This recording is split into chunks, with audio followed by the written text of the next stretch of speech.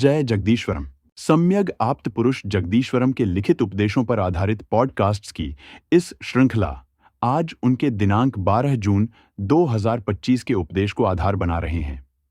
पूज्य गुरुदेव द्वारा यह उपदेश लोक कल्याण के लिए फेसबुक के आर्य मित्र नामक पेज पर सन 2017 से प्रकाशित हो रहे हैं। जैसा कि हमने पहले भी स्पष्ट किया है कि यह पॉडकास्ट गुरुदेव के गूढ़ एवं गहन उपदेशों को समझने की दिशा में केवल एक प्रयास है तथा ऐसे किसी भी प्रयास में गलती होने की संभावना तो रहती ही है। अतः सुधी दर्शक श्रोतागणों से अनुरोध है कि वे इस पॉडकास्ट को सुनते समय अपने विवेक का प्रयोग अवश्य करें तथा किसी भी शंका समाधान के लिए फेसबुक पर जगदीश्वरम के आर्य मित्र नामक पेज पर दिए मूल उपदेश को अवश्य पढ़ें। आर्य मित्र पेज का लिंक डिस्क्रिप्शन में दिया जा रहा है। नमस्कार।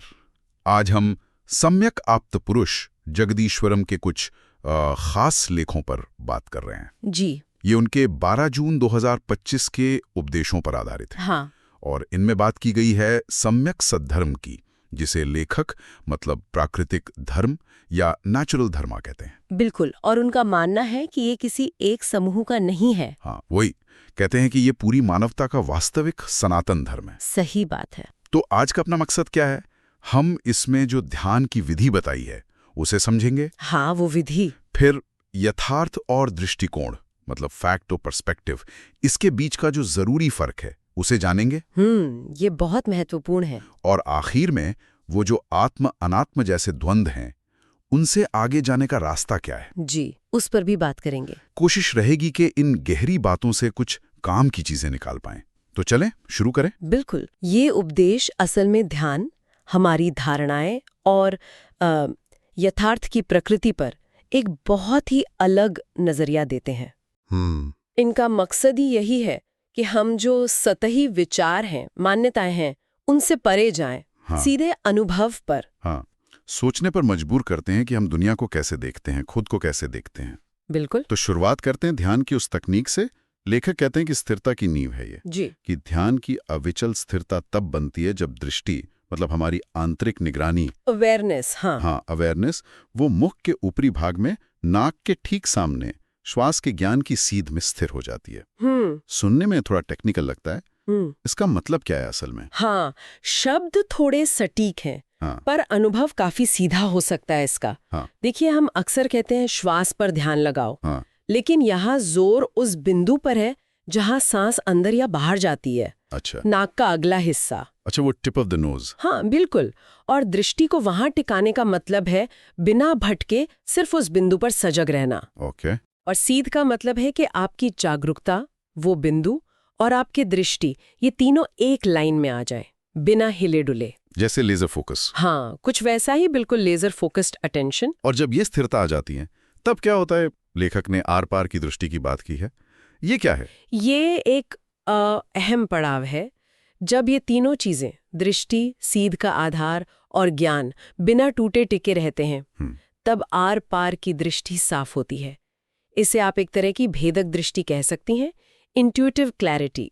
अच्छा। और दिलचस्प बात यह है कि ये सिर्फ देखने तक नहीं है। जितनी ये दृष्टि साफ होगी उतना ही आर पार का ज्ञान भी साफ होगा। मतलब चीजों को उनकी गहराई में देखना। हाँ, बिल्कुल, उनके मूल स्वभाव में। ये स्थिरता सिर्फ मन शांत नहीं करती, वो समझ के नए दरवाजे खोल देती है। इसे समझाने के लिए वो बंदूक वाला उदाहरण भी है, वो काफी अनोखा लगा मुझे। हाँ, वो उदाहरण प्रक्रिया को समझने में मदद करता है। कैसे? जैसे बंदूक की नाल को लक्ष्य से मिलाना। हाँ, यहाँ नाल का मतलब है हमारी नाक, जहाँ से सांस आ जा रही है। ठीक है। और लक्ष्य है उस सांस के प्रति हमारी जागरूकता, उसका ज्ञान। और दृष्टि है निशाना साधने वाली आंख। तो जब नाल, श्वास का ज्ञान, लक्ष्य और दृष्टि, निशाना तीनों एक सीध में आ जाते हैं, स्थिर हो जाते हैं, तो निशाना अचूक लगता है, मतलब ध्यान सज जाता है। हाँ, चित्त एकाग्र और स्थिर हो जाता है। ये मैकेनिकल नहीं है, ये एक अलाइनमेंट की अवस्था है। अच्छा, तो ये स्थिरता बस पहला कदम हुआ? जी। इसके आगे क्या? क्या ये सिर्फ मन शांत करने के लिए है या इससे कुछ और गहरा होता है? नहीं, ये सिर्फ शुरुआत है। यहाँ से आगे का रास्ता खुलता है। एक क्रम है इसमें। कैसा क्रम? जब श्वास के ज्ञान की सीध में स्थिरता आती है तो उससे सीधे चित्त के ज्ञान की सीध साफ होती है। चित्त मतलब पूरा मन, विचार, भावनाएं, सब? हाँ, मन की पूरी अवस्था। आप अपने मन की हलचल को बिना उसमें उलझे बस देख पाते हैं, साक्षी भाव से। अच्छा। फिर जब चित्त के ज्ञान की सीध में स्थिरता आती है तब प्राकृत गुणधर्म के ज्ञान की सीध साफ होती है। ये प्राकृत गुण धर्म, ये क्या चीज है? क्या ये सतरजतम वाले गुण हैं? ये उससे थोड़ा अलग है, शायद ज्यादा प्रत्यक्ष। मतलब हमारे अंदर के वो प्राकृतिक गुण, वो टेंडेंसीज जो हमारे व्यवहार और अनुभव को रंग देती हैं। जैसे मन का शांत होना या बेचैन होना, साफ सोचना या उलझन में रहना, किसी चीज के प्रति खिंचाव या दूरी महसूस करना, वो सूक्ष्म लहरें। अच्छा, उनको सीधे अनुभव कर पाना। हाँ, और आखिरकार इस स्थिरता से सहज स्वभाव का धर्म साफ होता है, हमारा असली बिना कंडीशनिंग वाला स्वभाव। वाह, तो ये एकाग्रता से शुरू होकर काफी गहरी यात्रा बन जाती है। बिल्कुल, आत्म अन्वेषण की। अब आते हैं उस दूसरे पॉइंट पर, तथ्य और दृष्टिकोण का अंतर। लेखक इस पर बहुत जोर देते हैं। हाँ, बहुत ज्यादा। कहते हैं कि जब तक ये फर्क साफ ना हो तब तक हम भ्रम में हैं। यहाँ मामला वाकई दिलचस्प हो जाता है। ये इतना जरूरी क्यों है? ये इसलिए जरूरी है दिचे, क्योंकि हमारे ज्यादातर दुख, झगड़े, गलतफहमियां वो इसी अंतर को न समझने से होती हैं। दृष्टिकोण हमेशा अधूरा होता है, वो किसी चीज को एक खास एंगल से देखना है। लेखक ने उदाहरण भी दिए हैं कई। हाँ, जैसे आत्म बनाम अनात्म, ईश्वर बनाम अनीश्वर, ब्रह्म बनाम शून्य, द्वैत अद्वैत। ये सब गहरे दार्शनिक मुद्दे हैं। हाँ, और रोजमर्रा की चीजें भी, अलग अलग धर्मों की बातें, गीता, उपनिषद, पुराण, या हमारी पहचाने हिंदू मुस्लिम, ये सब भी दृष्टिकोण ही है। वो वर्तुल मतलब सर्कल वाला उदाहरण भी था। हाँ, और वो बहुत अच्छा उदाहरण है। सोचिए, एक सर्कल को अगर आप एक जगह से एक कोण से देखेंगे तो पूरा नहीं दिखेगा? कभी नहीं, आप बस उसका एक हिस्सा देख पाएंगे। पूर्णता मतलब पूरी सच्चाई, वो किसी एक दृष्टिकोण से पकड़ में नहीं आ सकती। अगर हम इसे बड़ी तस्वीर से जोड़ें तो दृष्टिकोण हमें सच्चाई का बस एक टुकड़ा दिखाता है, पूरी नहीं। और हम उसी टुकड़े को पूरी सच्चाई मान लेते हैं। बिल्कुल, और वहीं से आप गड़बड़ शुरू होती है। हठधर्मी होना, दूसरों को गलत समझना, असलियत से कट जाना, भ्रम और टकराव। इसी से जुड़ा एक और बारीक फर्क है, देखना और दर्शन। हम तो आमतौर पर एक ही मतलब समझते हैं। हाँ, पर यहाँ फर्क गहरा बताया गया है।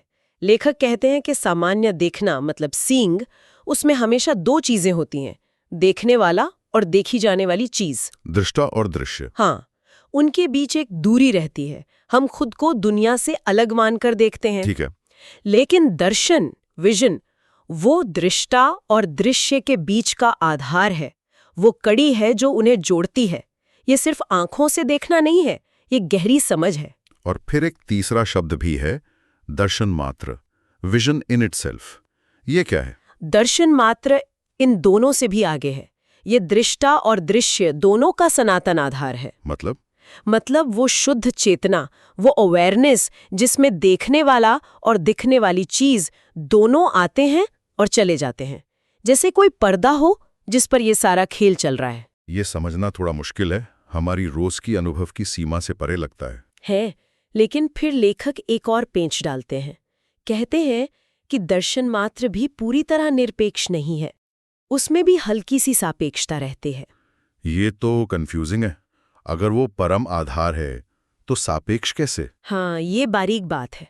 इसका मतलब ये है कि जब तक साधक पूरी तरह शुद्ध नहीं होता तब तक दर्शन मात्र के अनुभव में भी दृष्टा और दृश्य का एक बहुत ही हल्का सा एहसास बाकी रह सकता है, जैसे कोई बहुत साफ आईना हो।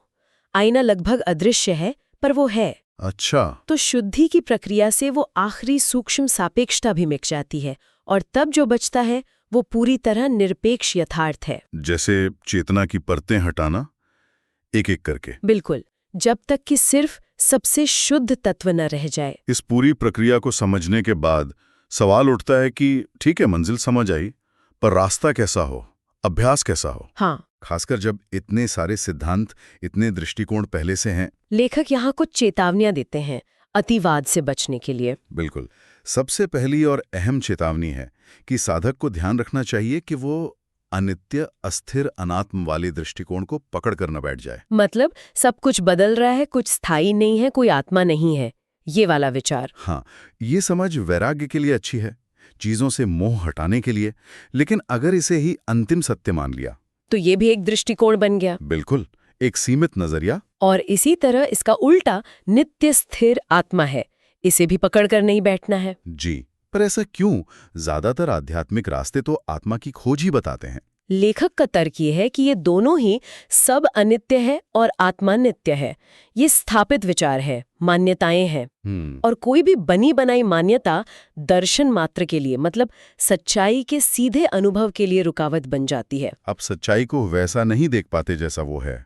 हाँ, आप अपने नजरिए के रंगीन चश्मे से देखते हैं। साधना तो असल जिंदगी में होती है, अनुभव में। सही। और अनुभव में अगर ईमानदारी से देखें तो कुछ भी स्थायी, स्थिर या मैं या मेरा जैसा हाथ में नहीं आता। सब बदल रहा है ना? हाँ, ये तो है। तो क्या मतलब हुआ कि हम अनित्यता को ही मान लें?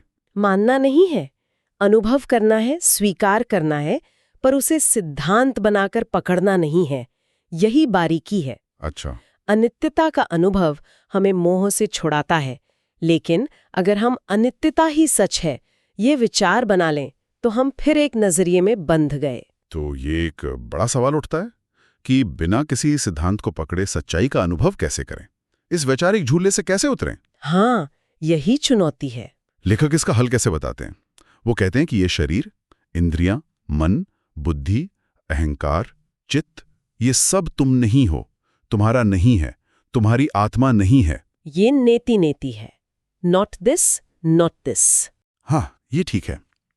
लेकिन फिर वो कहते हैं कि इसके बाद ये कहना कि तुम आत्मा हो, ये भी एक दृष्टिकोण ही है। ये थोड़ा चौंकाता है। हाँ, ये पारंपरिक विचारों से थोड़ा हटकर है। तर्क ये है कि आत्मा का विचार भी तभी तक जरूरी लगता है जब तक अनात्मा, यानी जो आत्मा नहीं है, ऐसी चीजें हैं जिनका आप खंडन कर सकें।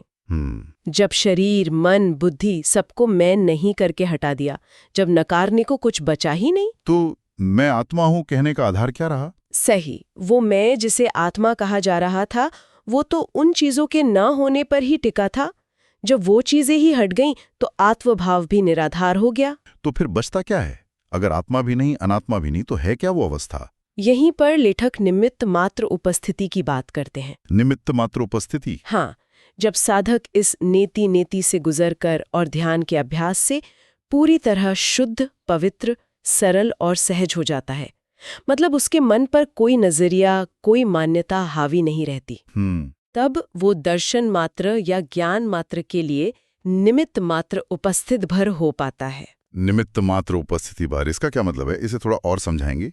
इसका मतलब है कि आप सच्चाई के प्रकट होने के लिए बस एक साफ माध्यम बन जाते हैं। हाँ। एक उपकरण, एक खाली बर्तन। अच्छा। आप अपनी तरफ से कुछ जोड़ते या घटाते नहीं। आप मैं जान रहा हूं या मुझे ज्ञान हो रहा है, इस भाव से भी मुक्त हो जाते हैं। तो ज्ञान अपने आप प्रकट होता है? हाँ, ज्ञान स्वयं प्रकाशित होता है और आप बस उसकी मौजूदगी के लिए एक स्पेस हैं। ये कोई पैसिव अवस्था नहीं है, बल्कि बहुत सजग, ग्रहणशील और अहंकार रहित अवस्था है। और ये समझना जरूरी है कि ये अनात्मवाद नहीं है। अगर होता तो उपस्थिति किसकी होती? सही। और ये आत्मवाद भी नहीं है। तो ये कहना कि आत्मा है और आत्मा नहीं है, दोनों ही सीमित दृष्टिकोण हैं। लेखक के अनुसार हाँ, दोनों ही मन की बनाई धारणाएं हैं, सच्चाई को पकड़ने की कोशिशें हैं। सत्य या यथार्थ, इन दोनों विचारों से, दोनों दृष्टिकोणों से परे है। वो अनुभव करने की चीज है, मानने या ना मानने की नहीं। और निमित्त मात्र उपस्थिति वो अवस्था है जहां ये सारे दिमागी झगड़े शांत हो जाते हैं। बिल्कुल, और यथार्थ स्वयं प्रकाशित होता है। तो इस सब का निचोड़ क्या है? आज हमने जगदीश्वरम के विचारों में काफी गहराई तक जाने की कोशिश की। जी। हमने देखा कि कैसे नाक के सिरे पर ध्यान टिकाने से स्थिरता आती है और फिर आर पार की दृष्टि और ज्ञान संभव होता है। हाँ, वो क्रम। हमने समझा कि सच्चाई को अनुभव करने के लिए तथ्य और दृष्टिकोण का फर्क समझना कितना अहम है। बिल्कुल निर्णायक है। और सबसे खास बात कि कैसे आत्मा और अनात्मा जैसे विचारों से परे जाकर एक निमित्त मात्र उपस्थिति की अवस्था तक पहुंचा जा सकता है, जहां व्यक्ति सत्य के लिए बस एक शुद्ध माध्यम बन जाता है, अहंकार रहित। और अंत में एक विचार छोड़ जाते हैं जिस पर आगे सोचा जा सकता है, अपने अनुभव से जांचा जा सकता है। जरूर। यदि आत्मा है और आत्मा नहीं है, ये दोनों ही सिर्फ दृष्टिकोण है, दिमागी बनावटें हैं। तो वो कौन सा ज्ञान, कौन सी समझ या कौन सी अवस्था है जो इन सभी दृष्टिकोणों के शांत हो जाने पर बाकी रहती है? गहरा सवाल है।